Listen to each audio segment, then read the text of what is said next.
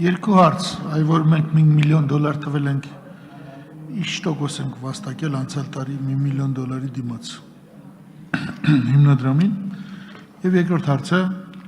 կարող եք որևէ պրոյեկտ նշել հիմնադրամի, որ այս պահին ֆինանսավորվում է, ընթացքի մեջ է, եւ հիմնադրամը ինչ հիմունքներով է ֆինանսավորում ներդրումային ծրագրերը, բաժնեմաս, փայեմաս եւ այլն, կարող եք բերել մեկ օրինակ։ Շնորհակալություն, հիմնադրամին տրամադրած $1 միլիոն դիմաց առանձին ինչքան տոկոսային եկամուտ առաջացել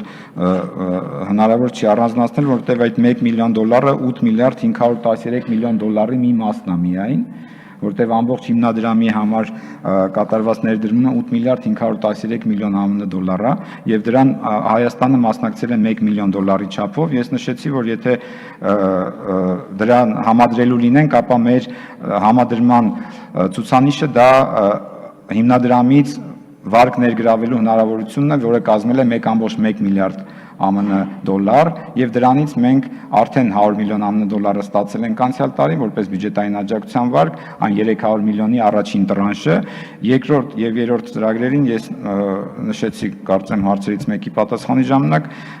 մեկը վերաբերում է հյուսիս-հարավի համար ներգրավված $150 միլիոն ԱՄՆ-ին, մյուսը ռոռոկման համակարգի բարեփոխումների նպատակով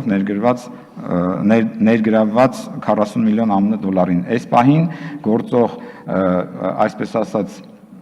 ծրագրերը սրանք են հիմնադրամի հետ համագործակցության շրջանակներում։ Շնորհակալություն։ Արձագանքի համար Հրանտ Բագրատյան։ Պարոն Ջանջուղազյան, կոնկրետ հարց եմ տալի, ասում եք հիմնադրամ, ինքը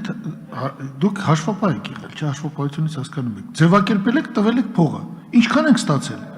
0 ենք ստացել, գրեք 0 ենք ստացել, հիմնադրամա, չէ, վճարում ենք կատարել հիմնադրամին, իբրև կամ բաժնեմաս կամ փայեմաս, սա պետության մասով, դրա համար ես ուզում եմ իմանամ, տոկոսը տալիս, ինչ է եղել այդ 8 միլիարդ, լավ, 1 միլիոնը չգիտենք Հայաստանին ինչքան է, 8.5 միլիարդի դիմաց, ինչ շահաբաժին է ստացել հիմնադրամը, ինչ է ստացել։ Հիմնադրամի գործունեության,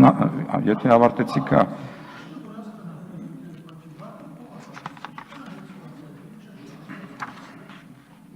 հիմնադրամի գործունեության արդյունքները բնութագրող ցուցանիշներ ես իմ ձեռքի տակ չունեմ, եւ եթե դուք նկատի ունեք, որ Հայաստանը այդ $1 միլիոն ինչ է ձևակերպել, այդ $1 միլիոն ձևակերպել է որպես ծախս եւ դրա դիմաց որևէ ակնկալիք, այսինքն ինքը ձևակերպվել է որպես անդամակցության